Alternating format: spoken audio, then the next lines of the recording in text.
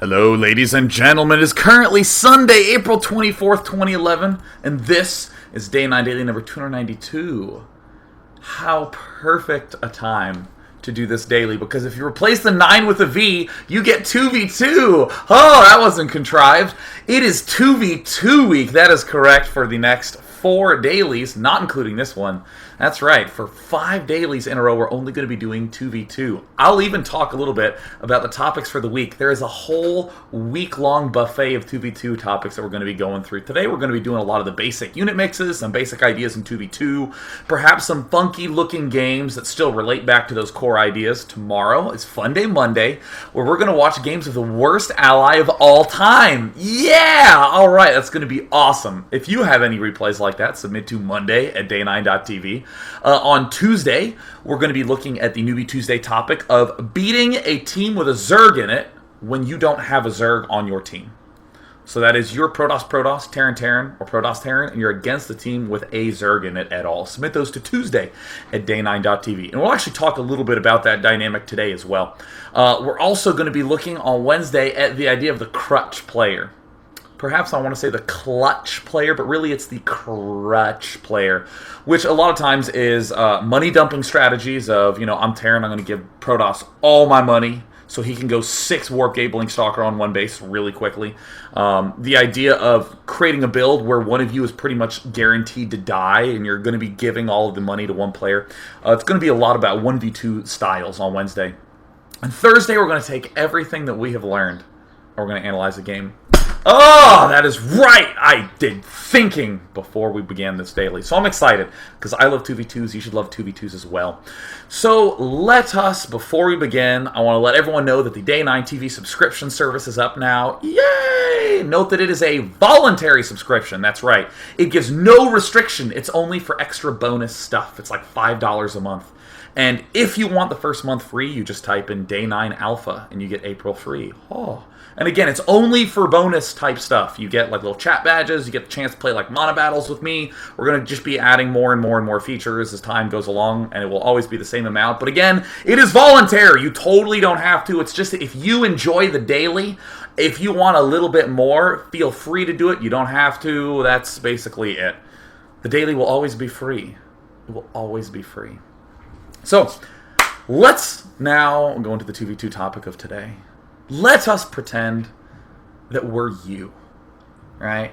You have just come out of the 1v1 womb and have emerged. Oh, your eyes haven't quite adjusted to the 2v2 light. You still haven't cut the 1v1 umbilical cord. You're still attached to your old ways. You still seek nourishment from, this analogy's falling apart. The important idea is that you just don't know how 2v2 rolls. And there's some important things that happen right when you go out the gate.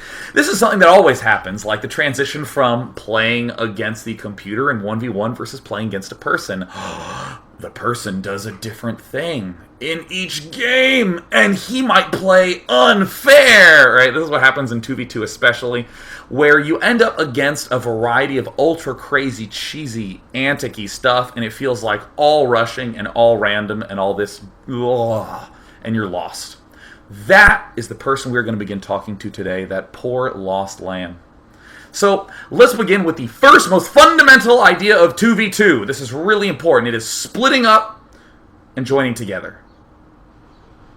Splitting up and joining together. I did the arm motions backwards. So the idea is that if you are a 2-person team against a 2-person team, your armies will be always stronger when joined together. So that's a very important thing for you to do. So there are very many strategies that involve getting units out quickly to prevent your 2 opponents from joining together. This is one of the most basic ideas. You will see Zerg's 10 pool to get 6 Zerglings out, and there will be a Terran team and a Protoss team, and the Zerg will run right between their ramps and just juggle back and forth between the 2, always pushing them back. And then when the buddy comes on in, it's the Zerglings plus his buddy. That is a 2-person team against a 1 player over here and 1 player over here. In other words, they are split up. So that is why fast units are very important, why joining your stuff together is really, really key, and probably most importantly, why Zerg has such a gigantic impact on how your 2v2 games are going to flow out, right? Huge impact. 10 pools, very common. And this relates back to this very, very important idea. There's no such thing as cheese in 2v2. And I know I say that in 1v1, like, you must always account for the players doing whatever strategy. Cheese is not real. But what I really mean is that a 6 pool is not an all-in play. And I'm very serious about that. 6 pooling is not all-in at all. It's actually a reasonable way to open if you know what you're doing. So I want you to just throw all that other sort of baggage, that mental baggage, out the window. So again, the important idea is splitting armies up and trying to get your armies to join together in some way. There's also another big idea is that often one player is buying time for the other player. Again, if I 6 pool, I'm threatening both of the other players because, again, they haven't joined together because my Zerglings are going to beat them. So what does my ally do in the meantime? Whatever the hell he wants to do. You can expand, you can go for banshees, you can do all sorts of craziness. But this also extends for later on in the game. If I'm a Zerg player with a Protoss ally, I can make lots of Mutalisks and run all over and harass like crazy, and the Protoss can literally do whatever. He has freedom. I've bought him time. And now that we've done that, let's jump into some ultra basics, such as standard unit compositions, some standard looks, and we're going to talk some more about the goofy, what some people would call the cheesiness that happens. But I'm going to bring my greatest friend, Notepad! I almost wish I had a skin for my Notepad that would give him little eyeballs and like a hat to make him happy and stuff. But here are your ultra basic compositions.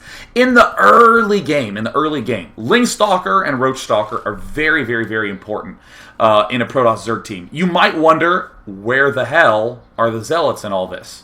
Well, what purpose do they serve that the Lings and Roaches can't do? And also, the Zerg player, if he does any pool before hatch, he will have speed Zerglings up so fast that he can put pressure back on the opponents, which means the Protoss player never really needs to worry about getting Zealots for early defense. Maybe one, but essentially they can go straight for Stalker. With Terran Zerg teams, Ling-Hellion, Ling Infantry, these are pretty typical type ones. Again, the important thing is that if you open with Zerglings, you end up cutting your opponent's back to buy time to get some Hellions up. We're actually going to look at this first composition in replay number 1. Roach Marine is also very good because Roaches take a lot of damage, Marines deal a lot of damage, and they're easy early game combos to get up. Protoss Terran teams, I put Infantry Gateway, which is just barracks units, gateway units. I mean, they're almost any combination with Protoss versus Terran is really strong early game because Protoss units are just great. Gateway units are amazing. The one thing that I would put here is that sucks at holding pressure early. This is the one little frowny bit. Protoss Terran teams have to do a lot of 1v2s because one of them dies. Again, I'm not saying that this is worse, but I'm just sort of noting that. So what I first want to look at is this idea of doing some basic good compositions and why they're good by looking at this replay. Now, the fact is that I didn't have any sort of replay set to work with, so I went to SC2 Replayed and just looked up hack. For any of you who didn't know, the hack team, even though I highly doubt they are hackers, because that would be pretty weird to just be like, I'm a hacker and my name's Protech. There we go. But for all you hack members out there, I know that many of you are very highly rated on the 2v2 ladder, so cheers to you. I looked at a lot of your games, and the one thing that is so terrible for those poor hack players is that because they're good, whenever they lose, people go, oh, I beat him, I'm going to upload the replay. Those are the ones I downloaded. Yes! Alright, so just wanted to get that out of the way that they are a very good team, which is why I was very excited. So there's going to be a few concepts here at play. The first one I want to note is that this team, this is H Zeng in the top right. We have Indiana in the right. They're going to be going Ling-Hellion. There's some humorous banter going on in the middle that we don't care about, but it's going to be Ling-Hellion. So that's the unit combo. Now, what's going to happen is a couple of things that are going to be weird looking from just the gameplay in general, I guess. This is going to flow out a little bit weirdly. We're going to see Protech. He is going to be going for a very early pool. He did a double extractor trick. And right now we're seeing this Zerg player open up with a 10 pool. Is this cheesy? No! It is not cheesy. There's no such thing as cheese. He's buying time for his buddy, right? He's buying time. He's buying time for his buddy. See, Indiana has already thrown down himself a refinery because he wants to be able to get an ultra-fast factory. So if we come back here, Hack Protech is also getting himself a very early spawning pool. And interestingly, in this corner, we have Zhang, who's going 10 pool Zergling to help keep his buddy alive. In this game, Hack Protech is going 12 pool Zergling to keep his buddy, Red Bandit, alive while he gets an expansion up. This is, again, that idea of buying time for your ally. Both of them are buying a lot of time. But the important lesson for this game is just to note the strength of the Ling-Hellion unit composition. Now, we're going to see a lot of goody-goodness coming out of Red Bandit. See, Indiana's throwing down his factory, and he can build a reactor, but not with that pesky drone there. So then he lifts, and the Red Bandit doing all this obnoxiousness. Oh my goodness. And finally, he ends up landing it, and then steals the gas. And you're going to see Indiana type, oh no, I can't make Banshees. It should be popping up in a moment. Should be popping up right here momentarily. Extra caught. First of all, there are a million planes going over my house right now. I don't know how much that's getting picked up in the microphone, but it's really loud in my room. I guess I'll be under air assault. Hopefully, no bombs fall on my house mid-daily, because then people, despite my death, will still be crying that 2v2 education didn't happen. I know how you feel. So this is one thing that always happens when you do not have a microphone. You want to type, extractor, help, and you just type, extra caught. Whatever, my fingers got close. So he's upset because he's not going to be able to transition to Banshees. No Banshee, oh no. Again, we're going to be looking at this Zerg team, right? There's Red Bandit's Overlord in here taking some damage. Now, Red Bandit and Hack Protech are doing a number of very smart things. The player who's going for the economy is scouting with the Overlord. He's sacking the Overlord. So that way, his buddy who's going for the aggression can run right through. And look at that. Just a little tiny distraction ends up losing Zhang his team. And look at it. Bleep! Thank goodness I had the mature language filter on, right? Here comes the Hellions out right now. So this is a very uncomfortable situation for a lot of players, because the embarrassing truth is that this is actually pretty even right now. This is not by any means that scary for red and blue. But often what happens is the red player will go, "Durr, I lost my queen," and he'll leave. Don't do that. Things get really crazy in 2v2s. When I'm like in a lot of times when I'm literally dead, it actually is exactly what should happen, because my ally is now guaranteed to win a 1v2, right? You can't just be like, lost a queen. In a 1v1, I would leave when I lose my queen. Not the case in a 2v2. Do not want to do that. So now we're going to end up seeing why the Hellion Ling mixture is so good. Oh, yes, because with units this fast, they can always be joined together. It's very easy to join these armies together. Have I said this enough? Joining armies together is so frickin' important. This is so important. Oh my gosh. Coming dear. Alright, so we see Zhang, and look at how many Zerglings are out right now. Just to note, this is the health bars for the enemy units. This is the health bars for the friendly units. Notice how many more enemy health bars there are. However, Ling-Hellion is such a good combination because Hellions are so good against Lings, and his allies' Lings will get in the way, so the Hellions can do yet more damage. Look at this. This is why Ling-Hellion is a very popular composition, because you will always be able to get in between. Now, what you're noticing Protech doing, notice this little movement by Protech. He's moving all his Lings to this top side because he wants to be able to join with his ally. Always important to be able to join those forces together. We actually are going to speed this game up just a little bit, because the important thing to note is just that this is a very, very good unit composition. We see Blue Flame is almost out for Zhang, or excuse me, for Indiana. Yet another huge attack coming up. Oh my goodness, what a tragedy. He's going to lose his queen probably again. Oh, no, barely getting saved. Some more very excellent micromanagement, as one would naturally imagine. Now, the funny part is, a lot of times people will ask a question like, Hack Protech and Red Bandit, why don't they just get roaches or get something different? If we go back to these bases, this guy does not have that many drones. Look at this. It's 18 drones and 10 drones. Versus, well actually let's just ignore those drone amounts. This is just not that much to be able to switch to roaches. You're not going to have any roaches. So what happens is the Ling-Hellioning player will just walk in right as you're starting to get roaches and just overwhelm you with Lings and Blue Flame Hellions. How sad. It's not necessarily that 2v2s are always dumb, but it's more that these players essentially pigeonhole themselves into only being able to do this sort of mass Ling stuff.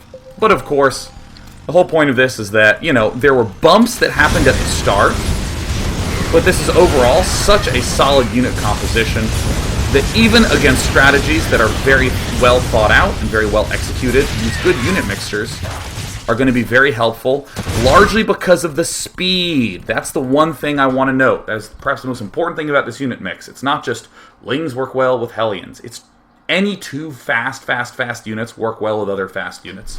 So, yes. Excellent. They end up doing some nice and circulage, and all sorts of goody goodness ensues. There's the keep going. See, H-Zhang is dead. This is the funny thing to note, is that this might feel like a really close game, but this is actually very much so the right side of the map team's game. Because this Zerg's dead, so suddenly we don't even have to worry about defending them. We just keep all our factories rallied to ourselves. Yeah, it looks like he's a little bit low on workers. That's not a big deal. We're not so concerned about that. You control alone. Oh, how sad. But of course, Blue Flame Hellions against only Zerglings and drones. It's not going to turn out too well. As we can see, I think it's pretty clear that the Terran player is going to end up winning. He's like ahead in food. Protech has almost nothing. Good game. Easy peasy Fabrizi. Yeah. So, that's a very simple illustration of why this big speed mobility thing is so frickin' important, right?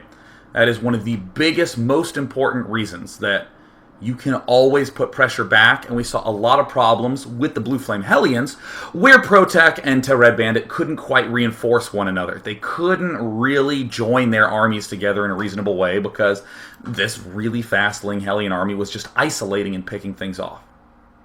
Cool stuff. Cool stuff. Now, I'm actually going to reveal to you one of my notepad documents. Yes, right down here. Look, annoying things. I'm going to come down here let me actually move these combos down. Yep, here are some annoying things in our notepad document. There are tons of goofy cheeses that you can do in 2v2. Tons that feel really annoying. Let's begin with Protoss Zerg teams. Well, they 10-pool you, so this immediately splits you and your ally apart. And then they get an Overlord right next to your main. They build a pylon and they warp things in 4 at a time.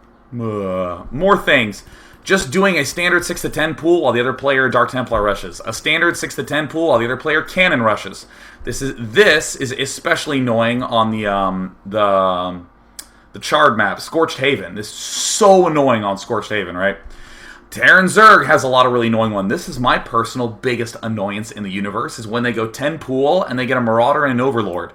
So you think you're safe behind your wall off, you have your 3 Marines there, yeah, and then a Marauder and an Overlord shows up and just starts killing all your depots.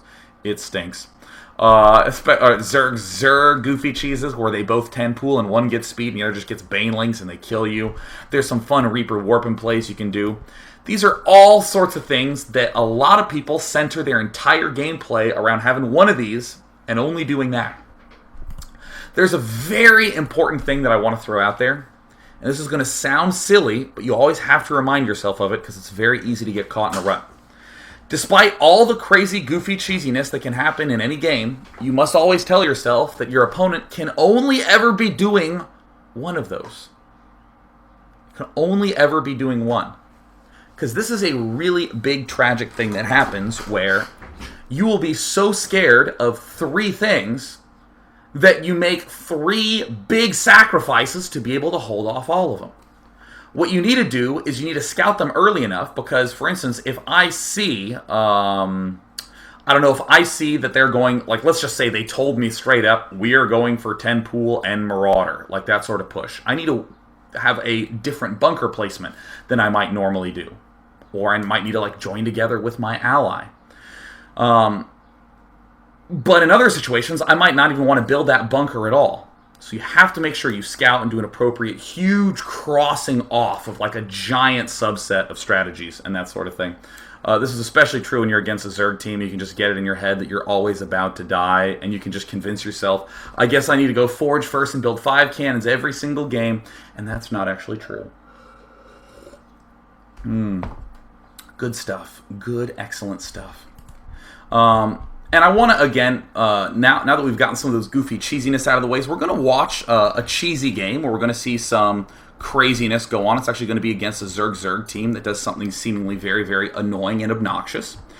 And these are good early game mixes to do pressure, but a good question that I have answered down here are about some other compositions that we could do that just generally work well in each of the matchups. Like in Protoss Zerg, Infestor Colossus is really good because the Infestor's fungal growth units and the Colossi can pick them off from range 9.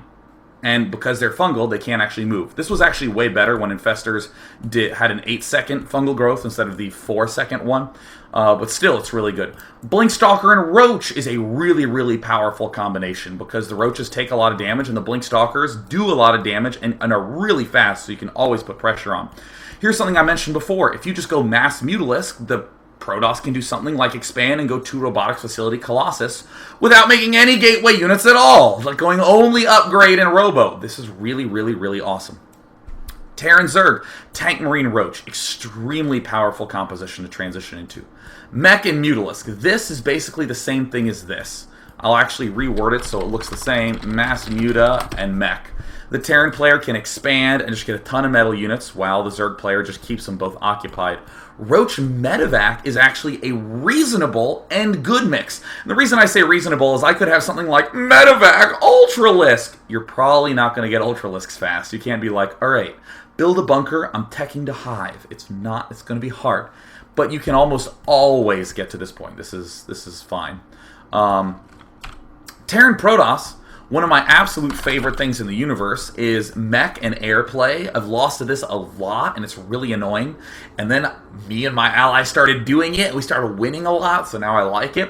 Which is just tank. It's basically Tank Phoenix. Your tanks will never, ever lose ground. They just slowly advance forward. And then you have Phoenixes cutting off any drop and just adding a little bit of support. And of course you get Voiders in there just to do damage, and also because, hell, Broodlords are going to come up eventually. Money dumping is great in a Terran Protoss team. This is another good combo that you want to be going for.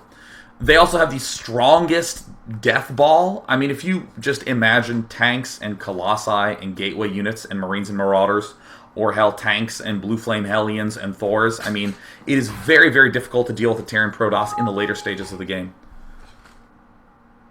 Huh. I hope that's not true. I hope that... Alright. I might be restarted. If I am, that would be unfortunate. So what I'm actually doing is I'm going to stop this recording. Oh, welcome back, ladies and gentlemen, to part 2 of Day 9 Daily number 292. It was going to be one part, but instead my computer said, no. We have to restart for no reason, so now it should be okay. I'm going to jump right back into the action. So before we were looking at some of these combos, in particular, we were looking at some mid-game combos, and you always hear me talk about things like have a mid-game plan, right? And what I want to do is just say, hey, here is a good unit mix that's just solid and meaty. Let's look at a game where our mid-game plan literally is make these units, these ones, make these units, because you don't need to have super complex mid-game plans in a lot of circumstances. 2v2s can be very wild and very crazy feeling, so we're going to take a look where that happens. Here we go, jumping right in. So to recap, in Game 1, we looked at the idea that having good unit compositions to split our opponents is very, very useful. The Ling-Hellion is very fast, dealt well with our opponents who were going Ling-Ling, because we could join together and everything was awesome as a result. So, in this game, I want to note that we have a shared base. We can't really split our opponents up, so that's not going to be much of an issue. What we are going to see out of Jake and Bake and Hack Close is that there's going to be spawning pools coming out on 10 for both of them. Ultra fast spawning pools.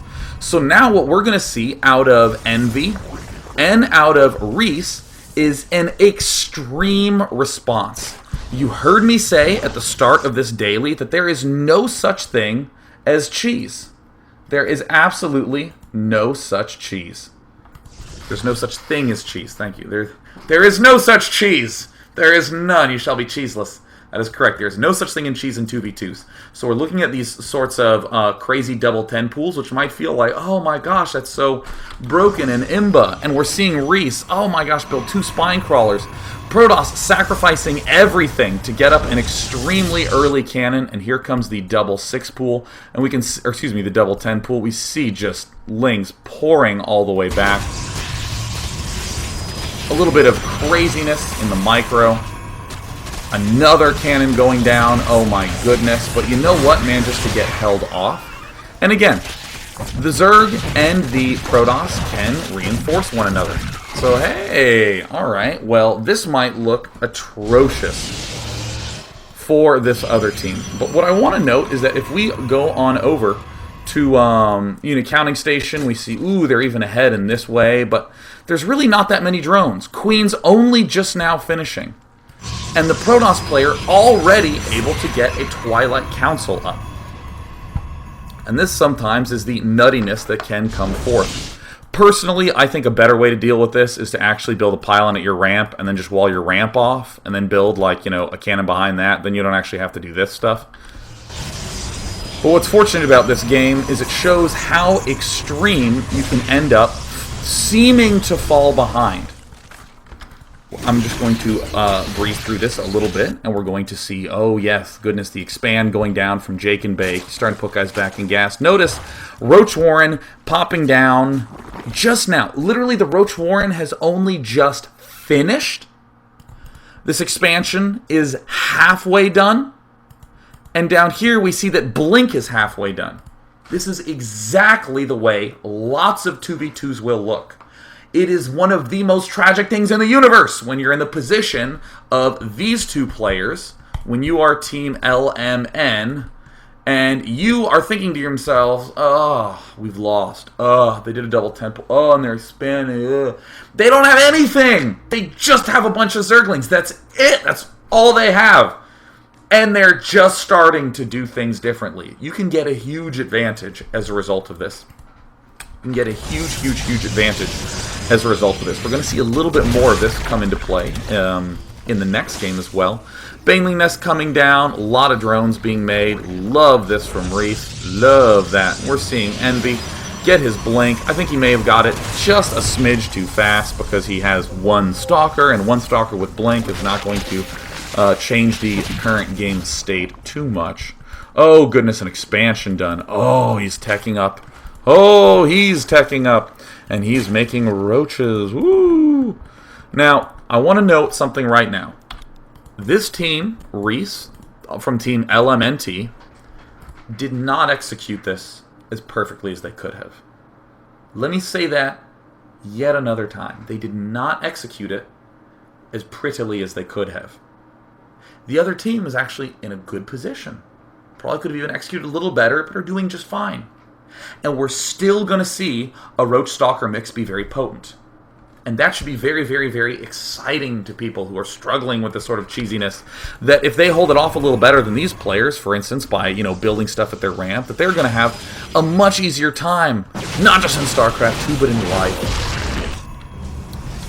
I'm intentionally keeping the production tab closed quite a bit. Some people are asking about that because it's, like, honestly a little bit too much data. And the important thing is that the Zerg player just got a couple of Banelings to help stay alive, and now we're just going to see Roach, Blink Stalker. Now, from a map perspective, we see, oh my gosh, red and blue. Look at the map coverage they have vision-wise. They have layers up. They're getting Roach speed. This guy almost has a spire up. He has his expansion starting to mine some money, but have you guys ever watched 1v1 Zergs? Have you guys ever, for instance, watched a player known as E.G. Idra? Perfect timing on everything, really fast expo, really fast layer, and a couple of gateway units come in 10 seconds before he expects, and he can end up losing really, really, really easily. Early on, we're talking about like 8-minute mark, and now we're at the 11-minute mark, and these two Zerg players combined are almost where Idra would be in a 1v1. That is exactly what I want to emphasize the frick out of to you. That this seemingly ultra cheesy opening from Carlos and Jake and Bake. Oh my gosh, how cheesy. Oh, it's so cheesy. Now we're going to see just a very beastly force coming up. And look at this. Less food from these players. 50 and 50 versus 70 and 55. But Blink-Stalkers are so good that they're going to be able to do a ton of damage. By the way, don't blink into attacks like this. That thing that you just saw, ridiculously risky. You might want to blink maybe 3 or 4 up, but don't blink your whole freaking army up. You can get yourself in a significant bit of trouble. So now we're going to see, oh my gosh, way too many roaches. Not that many roaches from Reese, but you know, it's going to be enough. And per usual, we see a lot of Blink-Stalkers working their way in here. And, you know, someone might ask, well, why doesn't this come up in 1v1s as much? Because it's kind of hard to get here to where you have only Blink-Stalkers really fast against a Zerg. And also you might be up against, like, say, Zerglings. That would be, like, the one vulnerability of Blink-Stalkers. But, of course, you have a whole bunch of Roaches coming in. And I just want to note real fast that that's seemingly obvious, but also very subtle and important. Roaches really make up for the one big problem with Blink-Stalkers. You can generalize that anywhere. If you just pick a unit that's good and think of another unit for the other race that makes up for that, you're in great shape. Any vulnerability at all. Tanks, well, they're immobile. Okay, so I'm going to get Phoenixes to just cover huge sweeps of air. Boom, I now have a unit mix that I'm going to end up throwing out. Really cool stuff. So in this one, this is actually quite subtle to note that it's not just, yeah, I heard Day 9 say Roach-Stalker, so I'm just going to go Roach-Stalker.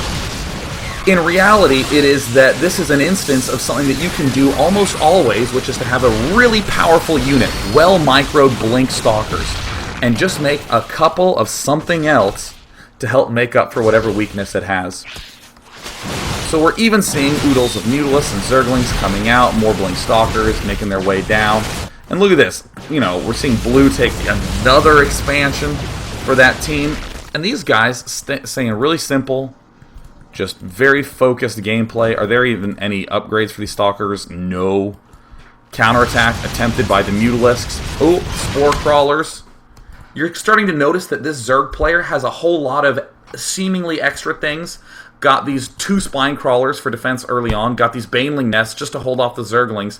Got these Spore Crawlers just to hold off the Mutalisks. But the core idea, Roaches with upgrades, plus Blink-Stalkers, is so strong that these other seemingly gigantic sacrifices are actually okay. They're actually okay. In a 1v1, this would be the worst base in the universe. In 2v2, it's fine, it's great, because it works so well with this basic unit mix of just getting a lot of Blink-Stalkers, getting a lot of Roaches. And of course, if you're going Blink-Stalkers, you can almost always just blink out and run away. Like right now, Envy, what are you doing there, man? Get out of there! Oh. Not a lot of Roaches, but just enough, going to be more than what is necessary to help this swing in favor of this South team. And notice that still, these players, red and blue, are actually getting farther ahead of teal and purple over time. But again, continuing things right along, it's going to be looking so good. So good. So good. Going to speed this up just a touch, just a tad. This is awesome. And yep, we're going to end up seeing it take the day, take a victory. How nifty. How frickin' fan-frickin-tastic is that? Lovely. Perfect. Great. Good unit composition. Very good stuff. And then they end up winning a few seconds later. And look, they're still behind these 2 guys in food. Up until the very last moment, they're behind in food. I think only at the last moment do they get ahead in food. Yeah, it's strong. It's really good.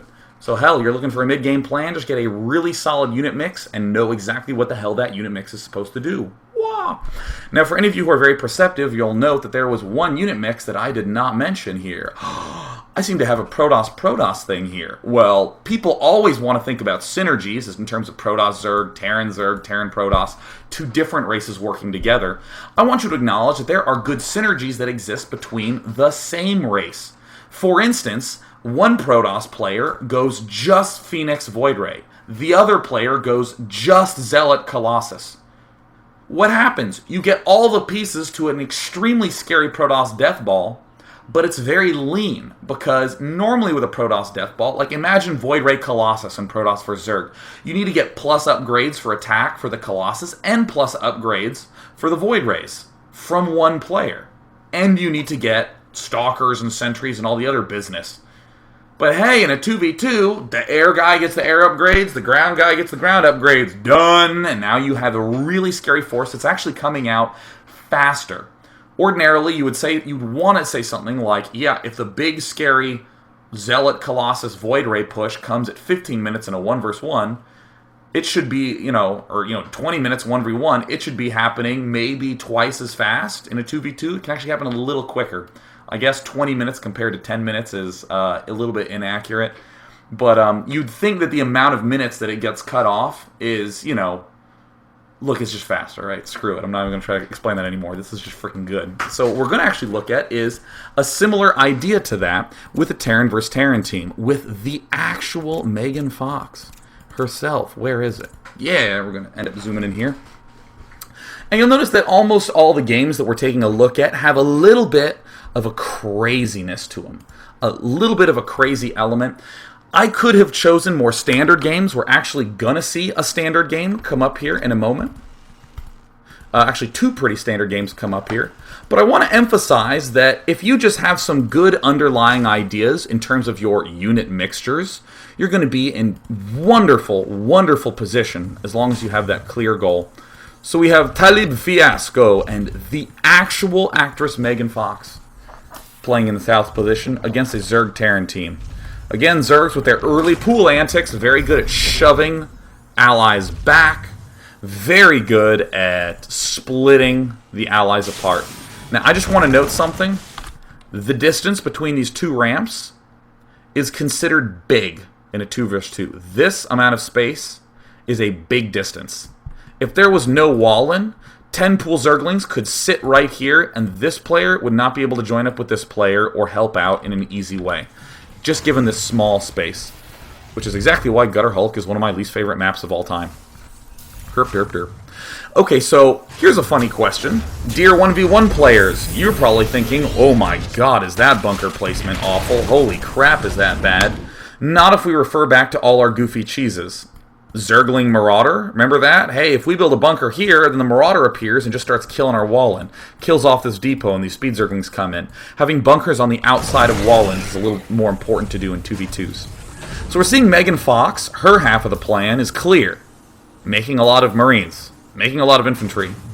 Oh, look at Talib Fiasco. He's going for some air business. This is awesome, right? 10 pool Zerglings, right? What 10 pool Zerglings multiple times throughout this cast, they buy time for the ally. Here, we see Megan Fox buying time for her ally. You always, or not always, but in a lot of circumstances, one player is buying time for the other player. The opponents are not really doing much time buying. They're just like, alright, well, you make a bunch of Zerglings, I'll get a bunch of infantry, and then we'll go kill them. Lols.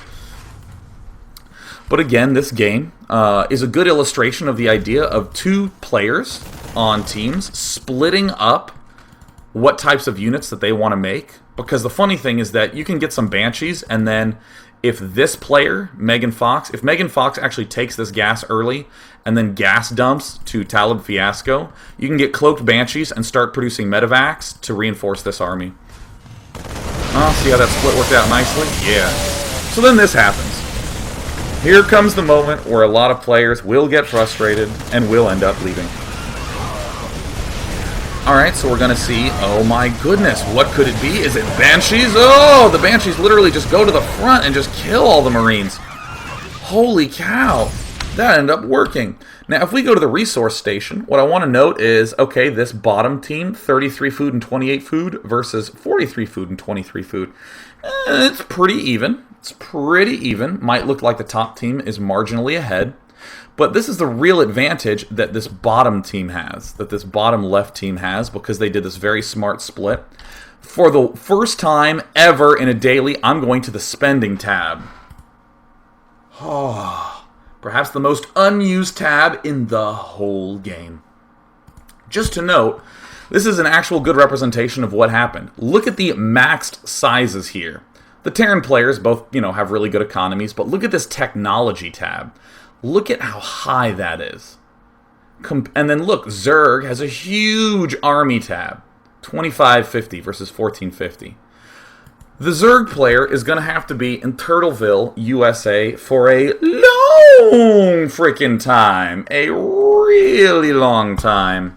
So in fact, despite this sort of funky opening, a lot of times the Terran team, if they're inexperienced, will think to themselves, ugh, I'm so far behind. Oh my god, they broke our wall in. Oh, I only have 3 barracks. I'm like super duper sad. I don't even have my stem. I lost a bunch of workers.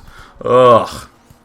However, the Zerg player is going to be turtling so hard, and we're going to note that as time progresses, both these two players are going to be increasing, and these two players are going to be standing still a little bit, because look, he has to build an engineering bay, he has to build turrets.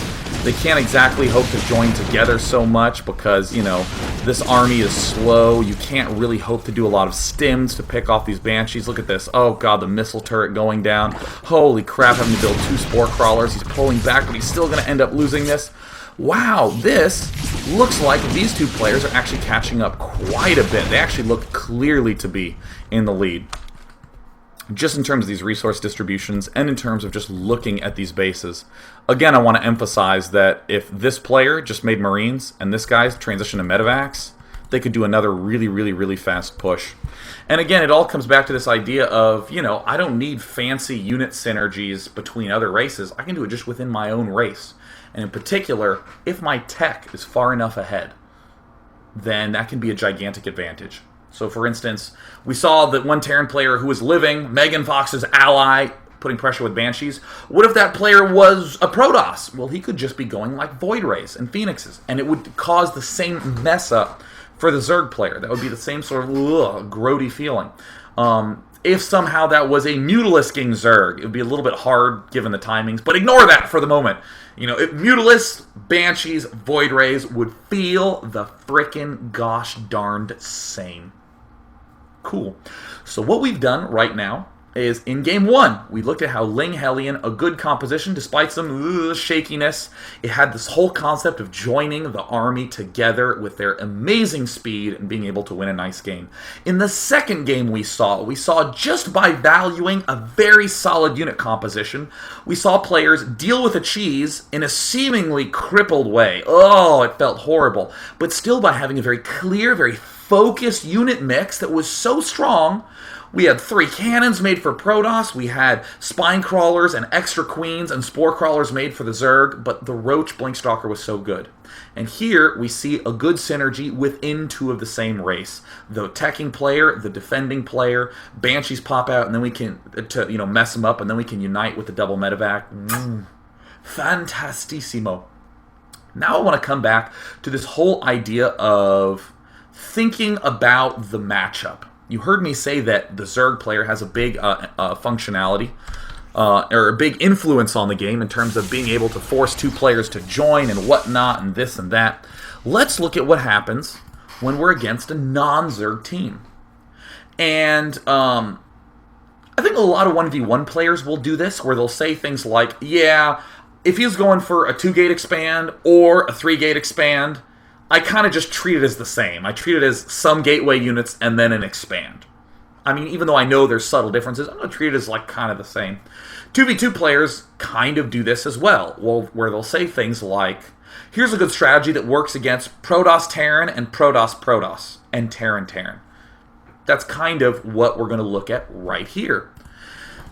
So here comes a whole bunch of random jibber-jabber, some garble-narble, just swinging right on out from Fox Adara. Ce type. We're seeing a Zerg and a Protoss up against a Protoss and a Terran. Now, I want everyone to stop and think, how much pressure can a Protoss-Terran team apply to anyone early on?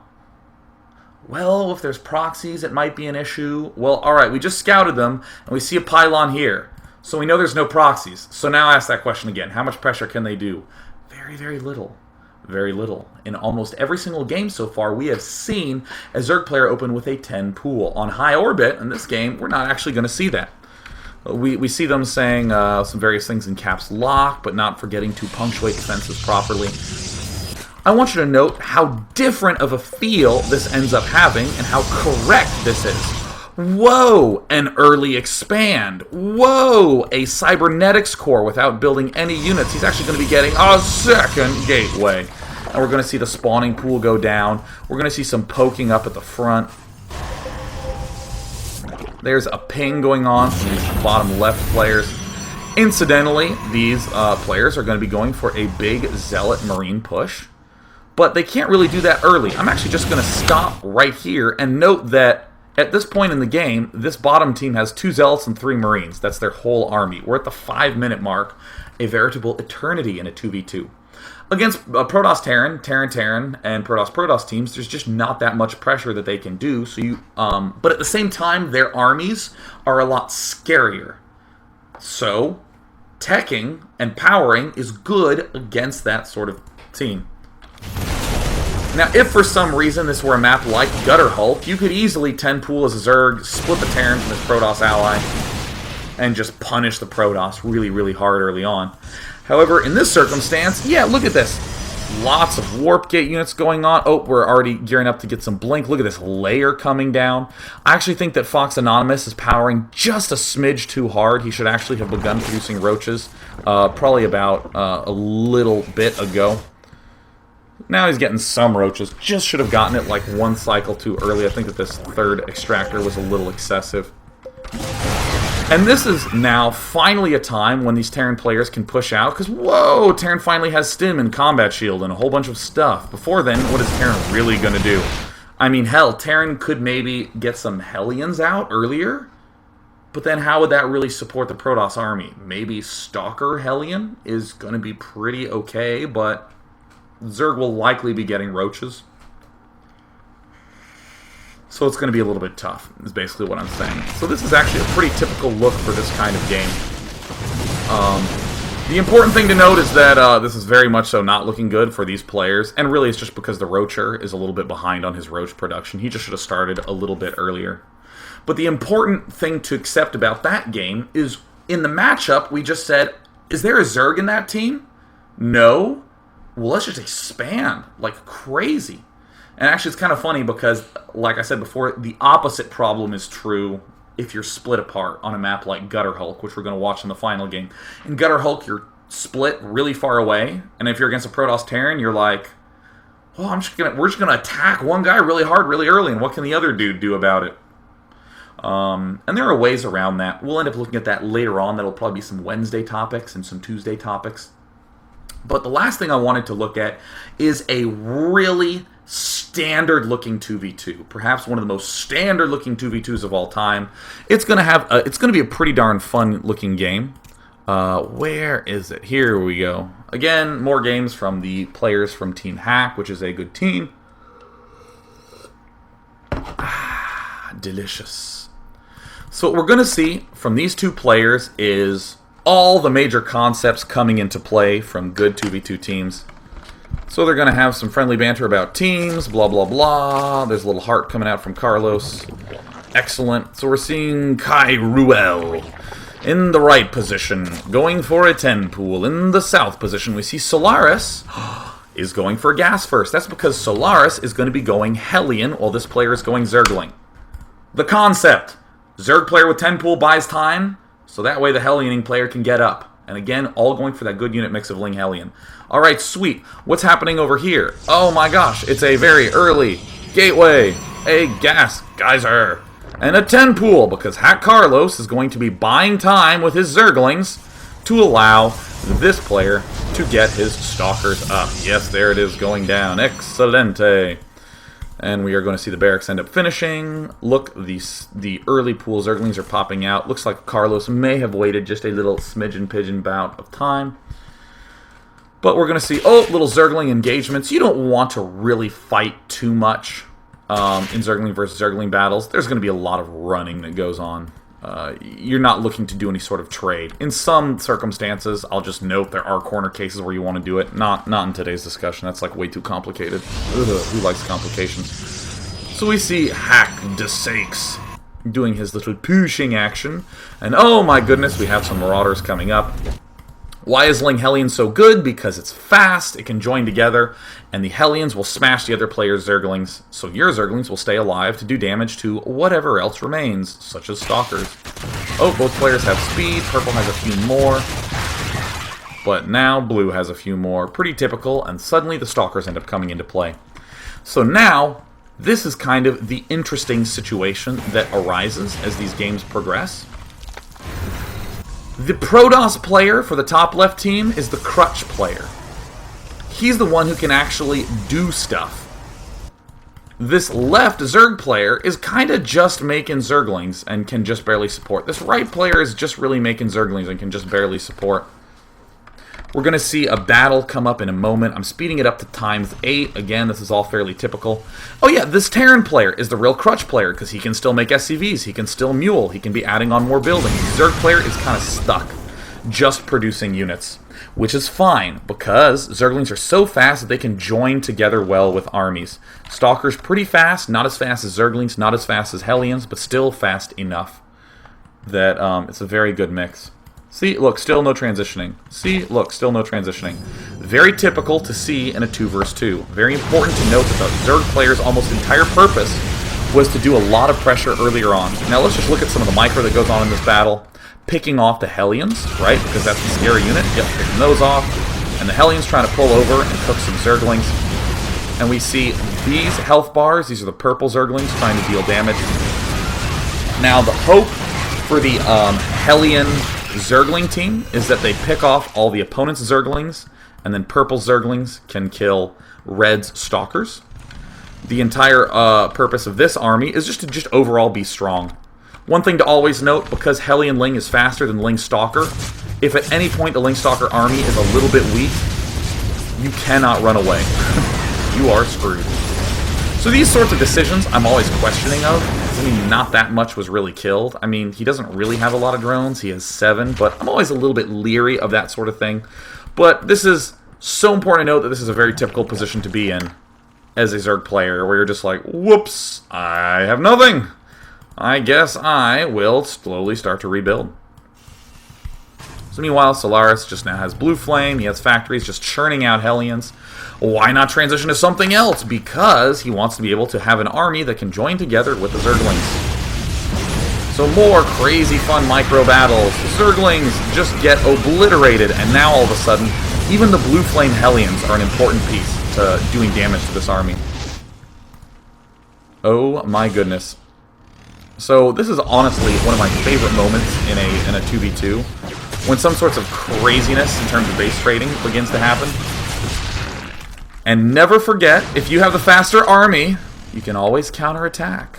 You can always counterattack. And look at Hacks DeSakes going for, looks like he's going for some sort of Colossus play, some sort of good stuff. This is totally reasonable to do, some big counterattack. And you're essentially you're gonna try to let Zerg die. They really shouldn't be going for the Terran. I mean, like, they can here, but, you know, they're never actually going to break this because, you know, with the tank and all the SCVs swinging forward, it's going to be, like, way too difficult.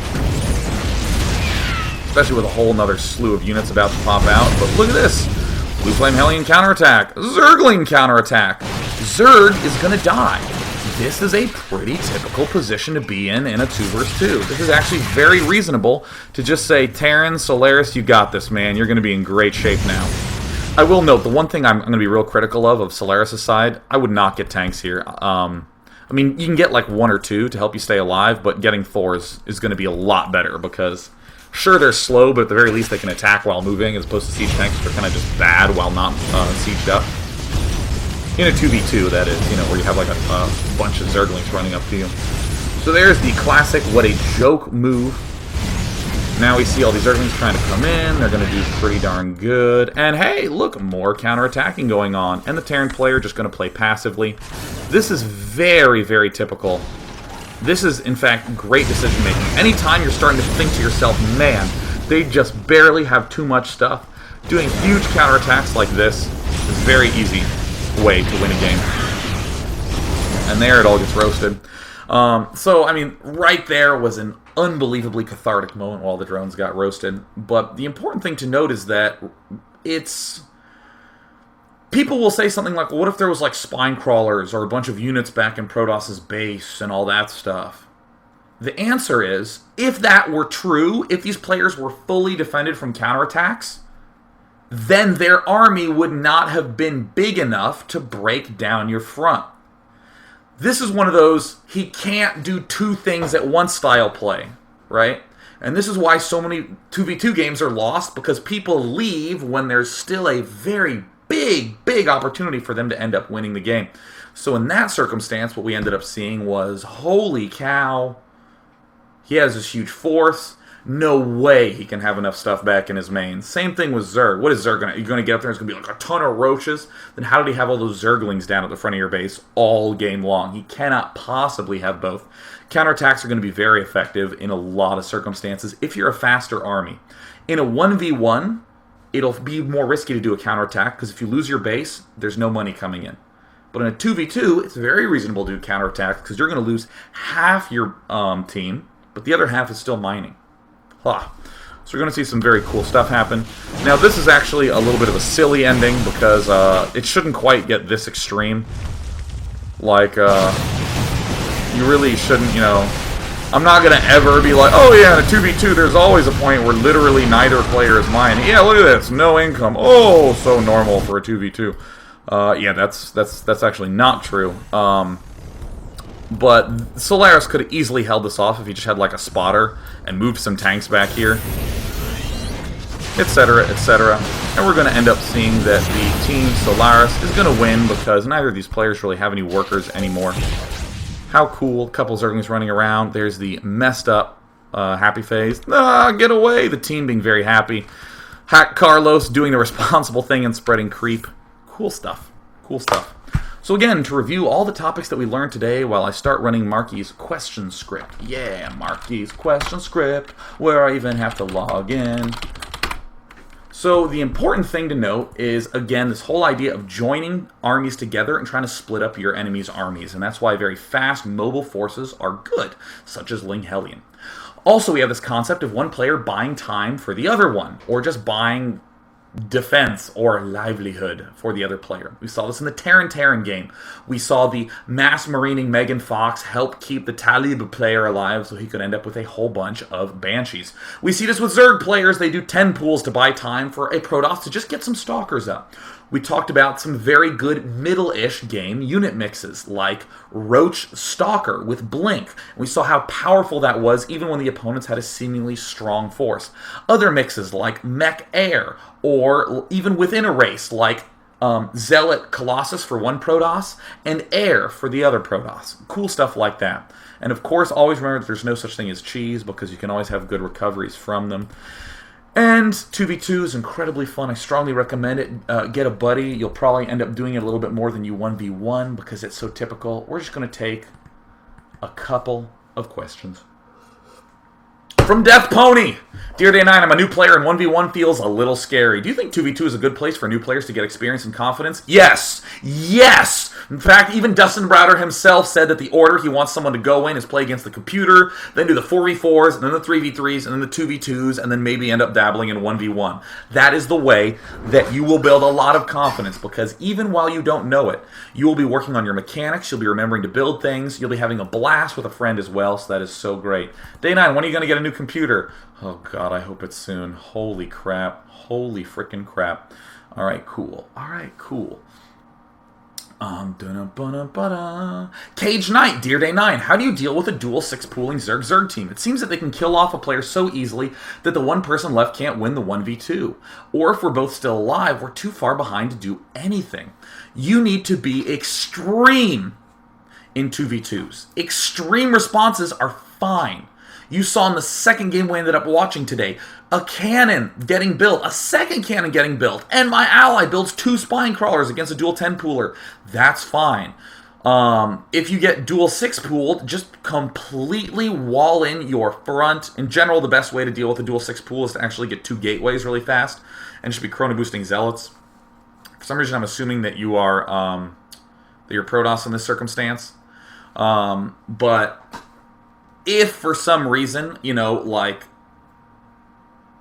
trying to, well, the reason I'm pausing is because there's like a million different team combinations. In general, sometimes counterattacking is good. Like if I'm Zerg and my allies Protoss, and they start hitting the Protoss, I can counterattack one of the Zergs with my greater number of Zerglings, and I can get a Spine Crawler up in my base, while my ally tries to die really slowly. We can both, like let's say we're Terran, we can both do extreme things like build 3 barracks before Orbital Command and get some Marines out really, really quickly, because hell, if they're both 6-pooling, they're both battered in economy. A really common thing to do is just to have one of your allies die really, really slowly, and then the ally who's alive text to something hard to deal with, like Banshees or Mutas or Void Rays. Yeah, just air in general. And it's really tough for either of the 6-pooling Zerg players to deal with it. So both of them suddenly have to spend a whole bunch of money on Spine Crawlers and Void Rays and all this, or Spine Crawlers and Void Rays, Spine Crawlers and Queens to deal with your Void Rays and all that sort of good stuff. Feel free to be extreme and comfortably say to yourself, is there a way for me to die in a way that would help you? Like, if I see the 6-pool going down and my ally's Terran, maybe I should build 2 geysers immediately and mine as much gas as I can, so that way when I die, I can send my ally 300 gas, where he can go 3-port Banshee. Something crazy like that.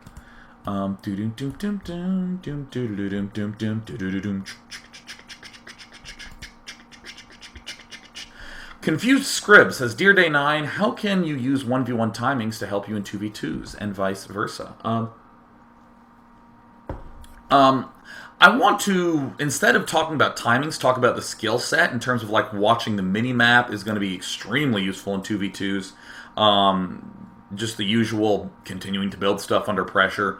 Interestingly, I think 2v2s will help you with just general improv in 1v1 games. Because in a 1v1 game, a lot of times it's this is exactly my build, and I have timed it, so it's very good. Cool. And then you get thrown off, and you're like, blah, and you forget everything. In 2v2, so much stuff is dying, and you're losing half your workers, and that's fine, or half your workers aren't mining for 2 minutes, and that's fine.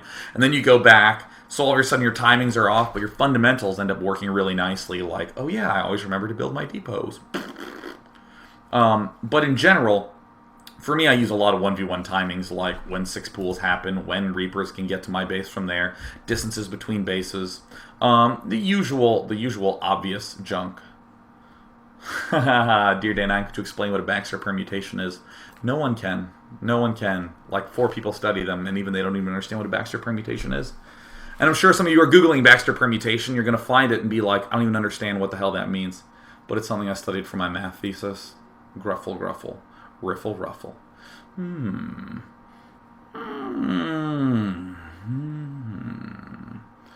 Let's see here. Dear Day 9, what do you think of double Terran, one going tanks, the other going Banshee? I think that no matter what unit mix you end up going for, it's important that you have some sort of mid-game mixture that doesn't actually have to be this complicated. Like, here's some mid-game mixtures. Infestor Colossus, how do we do that? Well, Protoss is almost always going to get a Robo easily, and the Zerg really doesn't need that much minerals to go Infestor. So right after he expands, he immediately just gets an Infestation Pit and is going Zergling Infestor. Zergling Infestor is very common in team games for Zerg, so something like that. So it's less like opening tanks and opening Banshee, and it's more like I'm using tanks to help keep the Banshee player alive, so then eventually we can push out with all of his Marines and Medivacs and my huge tank force. That might be a little bit more reasonable. You want to have some mixture on here, like Terran, like Marines, Medivacs from one player and tanks from the other. So I don't really have the biggest opinion on it, to be honest. We actually are going to wrap up this daily. It went a little bit over because, of course, my computer crashed. Yeah.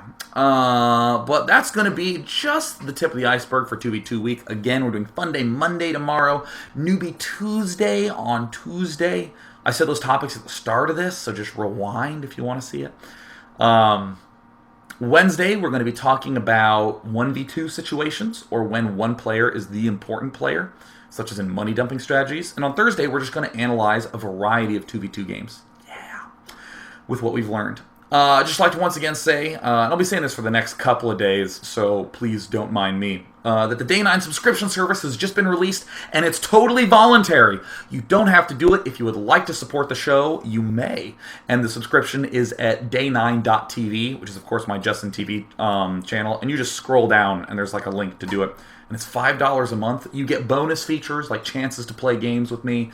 You get fancy badges in the chat channel, and more features to be added soon. But the important thing is that the daily will always be free. Always. So it's voluntary. This is a voluntary subscription service if you would like to support the community. Or if you, the community, would like to support the show. Yeah. Now it is time to go. Goodbye, all. You're very pretty today. Boom!